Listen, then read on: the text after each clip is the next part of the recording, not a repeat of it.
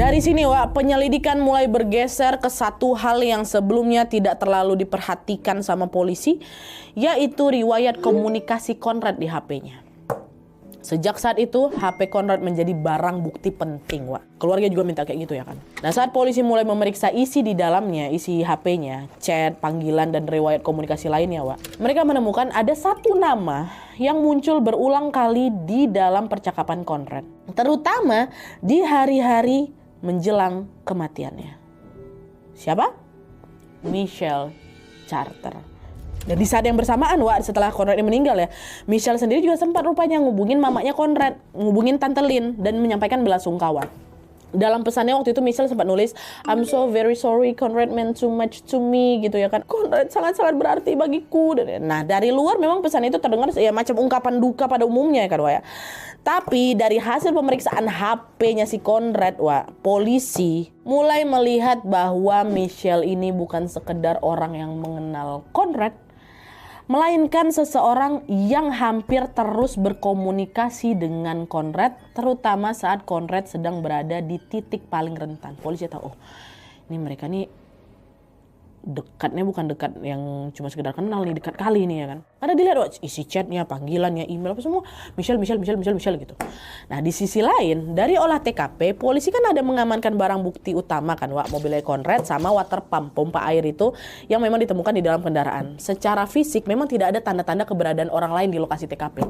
Sehingga untuk sementara kasus ini memang terlihat seperti ya udah keputusannya si Conrad untuk mengakhiri hidupnya. Tapi saat polisi buka HP Conrad dan ketemu namanya si Michelle Carter ini, polisi langsung nemuin satu hal yang janggal. Di beberapa percakapan dengan Michelle, Wak, ada riwayat pesan yang kelihatannya nggak utuh. Kayak kok tiba-tiba nggak nyambung ini obrolannya. Seolah-olah ada gap, ada bagian chat yang hilang atau sudah terhapus. Wah ini kayaknya ada yang dihapus lah dari pesan ini. Langsunglah sama polisi HP Conrad ini dipulihkan ya kan di digital forensik. Setelah dipulihkan, Wak, ya, satu persatu percakapan antara dia sama si Michelle mulai muncul. Apa nih, langsung muncul semua, udah selesai. Polisi langsung mencoba menyusun ulang berdasarkan waktu. Terus dicocokkanlah dengan timeline kejadian di hari itu, di tanggal 12 sama 13 April itu kan. Dari hasil digital forensik, polisi menemukan bahwa komunikasi antara Conrad sama Michelle Carter ini sudah berlangsung sangat-sangat intens. Bukan cuma di hari itu aja, tapi sejak awal Juli 2014. Yang dipulihkan di bulan-bulan terakhir, Wak. Di awal percakapan, Michelle ini masih terlihat seperti ya udah macam jadi tempat ceritanya si Conrad gitu ya kan. Dia yang mendengarkan, dia ngasih respon baik. Dan dia seolah-olah juga masih mendukung si Conrad ini. Awal-awal ya chatnya masih kayak gitu. Tapi perlahan-lahan arah percakapan itu mulai berubah, Wak. Michelle mulai mendorong Conrad untuk betul-betul mengakhiri hidupnya. Bayangkan sama kalian, Michelle betulan nulis, "You just have to do it."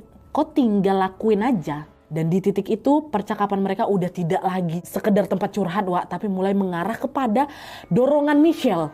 Ya, udah ada itu kata-kata itu pertama kali itu sebelum kejadian ini kan. Seiring berjalannya waktu, chat itu makin dibaca, tekanannya makin kuat lagi, Wak, dari si Michelle. Nanti ada nih ketika si Conrad ini mulai ngeliatin reaksi, mulai ragu, mulai menunda-nunda hal itu.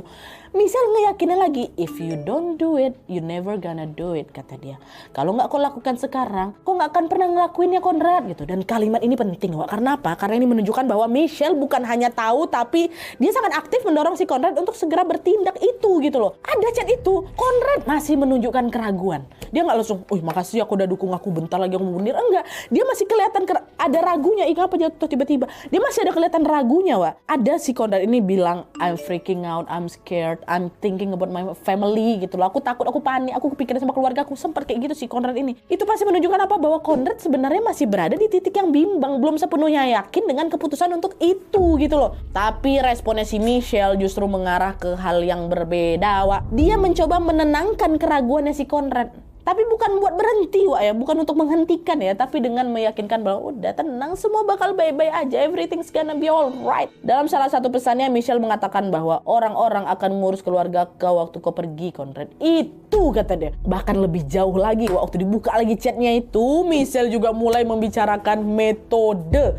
Dia menyarankan penggunaan itulah tadi karbon monoksida di dalam mobil kan sebagai cara yang menurut dia tidak menyakitkan. Dia yang nyaranin itu. Dalam salah satu pesan, Wak, dia menjelaskan agar Conrad kau masuk ke dalam mobil, kau nyalakan mesinnya, terus kau biarkan aja semuanya terjadi, Conrad. Seolah-olah dia memberikan gambaran langkah-langkah yang harus dilakukan sama si Conrad ini, Wak. Semua percakapan ini semakin intens mendekati tanggal 12 Juli 2014 itu.